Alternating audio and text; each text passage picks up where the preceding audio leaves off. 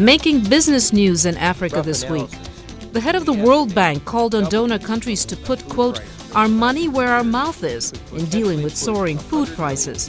Robert Zoellick announced emergency measures that include food at workplaces, seeds for the new planting season, and conditional cash transfers to some countries. Food riots recently erupted in several countries, including Egypt, the Ivory Coast, Cameroon, and Ethiopia.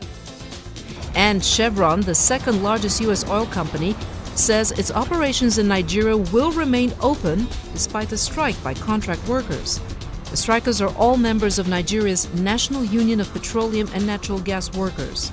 Chevron's facilities in Warri, Port Harcourt, and Lagos have all been affected. You're watching Inside Africa. Welcome back. Child beggars are a common sight in Senegal's capital. Many of them have been trafficked from neighboring countries and face abuse at the hands of masters who force them to meet daily quotas. Thomas Naibo met a young boy who managed to escape that terrible plight. Mohamed Balde has not been home for many months. He is one of tens of thousands of child beggars working the streets in Senegal. The 9-year-old boy is from Guinea-Bissau, and he's not exactly sure how long he's been away from home. Like many families, his was approached by a man who promised to provide their child a free Quranic education in Senegal. But once Mohammed arrived in Dakar, he was forced to beg on the streets every day and give the money to his marabout, or religious teacher.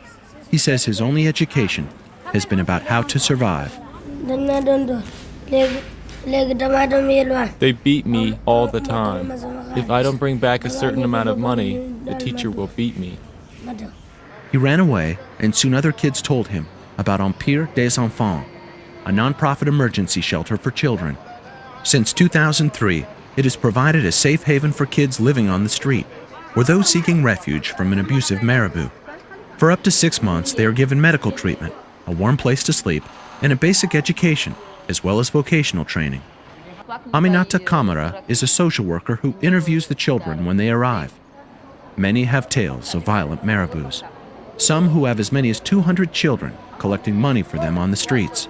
We have some kids which are saying to us in the interview that they are hanging them by the leg with the rope, which is a physical abuse. And also we have the mental part, like threatening them that they're going to kill them or they're going to have problem with their family anyway and they're not good Muslim. The problem of child beggars in Senegal is staggering.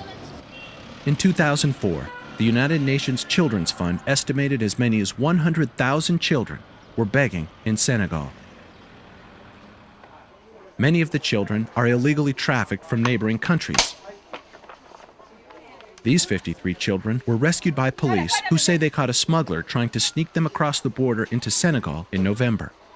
Islam has a proud history of Quranic schools, where parents send their children to work in the fields in exchange for a religious education. Many of these reputable schools still exist. But add to the equation the people of Senegal, who have a generous history of giving to those on the street, and you have the perfect environment for opportunists to prey on the trust of poor parents looking to provide a better life for their children. One ongoing concern is what happens when a child beggar becomes an adult, no longer able to play on the sympathy of strangers, willing to help out a child by giving them a few coins. One day, the child finds himself being treated like an adult with no marketable skills, no education, and no family support. Desperate and alone, they are prime candidates for a life of crime. Aminata Kamara says that many child beggars become so desperate that they turn to prostitution, thinking the money they earn might help them return home. Bye-bye! Luckily for Mohammed, the staff at Empire des Enfants reached out to other organizations that were able to locate his family. He is going home today, along with 8 other boys who aid workers say were trafficked from Guinea-Bissau. Teresa Plana works for the International Organization for Migration, which has been instrumental in planning Mohammed's return home after he spent some time adjusting in a halfway house. An essential part of the process of our program is to provide the children with options in their communities of origin. So whenever they return to their villages, we set up a reintegration program. It's a socio-economic reintegration program, so that they can get a sense of their own worth in the community, that there's things that they can bring back to the community, and so that the people in the community don't see their stories as a failure, so that they come back and actually have something to do and do well for themselves. Finally, the moment of departure arrives.